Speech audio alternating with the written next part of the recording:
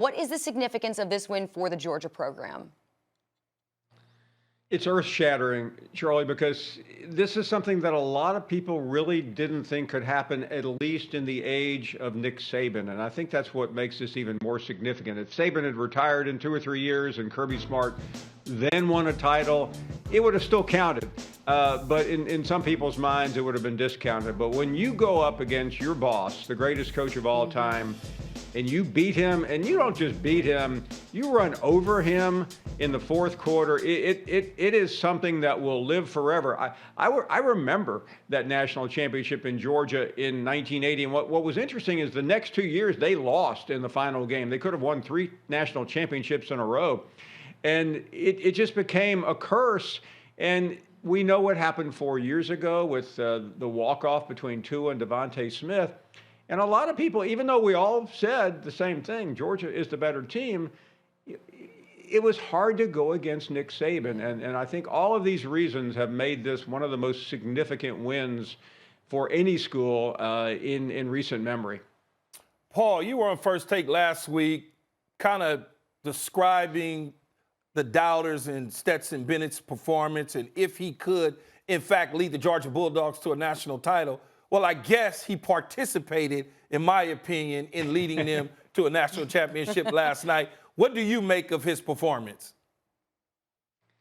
Well, considering he was 3rd or 4th string a year ago, and considering that all of us talked about JT Daniels as a Heisman favorite about 5 months ago, it's significant. And I mean, he had a moment in that game, Keyshawn, that could have lived in infamy, but he recovered. And I think that's the important part. Is he going to go on and be a first-round pick? No. I think he's got a better chance of being a billionaire living off of this moment than I do him ever taking a snap in the NFL. No, I mean, listen, Charlie, I live in the South my whole life. When you win a national championship and do something that hasn't happened in most people's lifetime, the cliche is you'll never have to buy another drink again. Forget that. We're way past that for Stetson Bennett the fourth.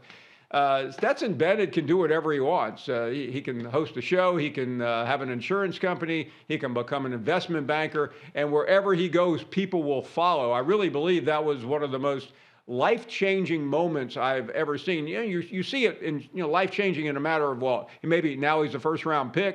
Life-changing for him in that his name is going to be on everything in the state of Georgia forever. Yeah, absolutely. He's definitely going to be a hero for a very long time. But Bryce Young, he probably does have a very promising football career ahead of him. But he had a little bit of a hard time last night. And, we're not sure exactly what we want to attribute it to. But one of the facts remains he played most of the game without Jamison Williams and all of it without John Mechie. So even at a school as talented as Alabama, how much of a challenge is that going to be for Bryce to overcome?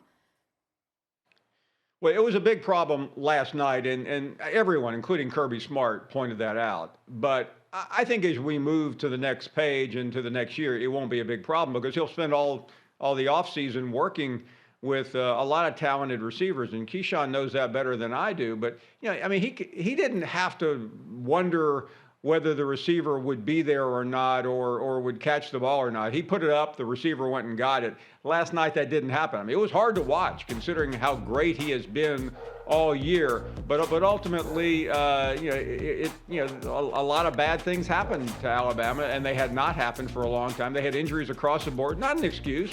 But I think if Jamison Williams had not been hurt, we might have had a different result.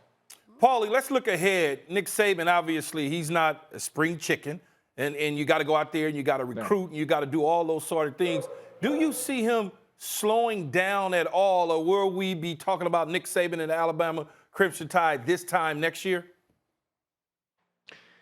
I don't know why he would slow down now, and for this reason. He did not really have the best team this year. Georgia did. He'll have the best team starting next season.